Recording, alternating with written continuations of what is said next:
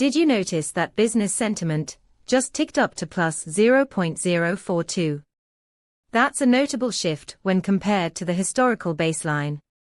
It's not just the sentiment. The momentum has surged by plus 0.120 in the last 24 hours, indicating a stronger than usual push in positive sentiment. With 20 semantic clusters at play, you can dive deep into what's driving this shift. Our API returns detailed sentiment analysis, including sentiment scores, momentum changes, and key topics, all in real time. Imagine you're building a trading algorithm that relies on sentiment data to inform your strategy.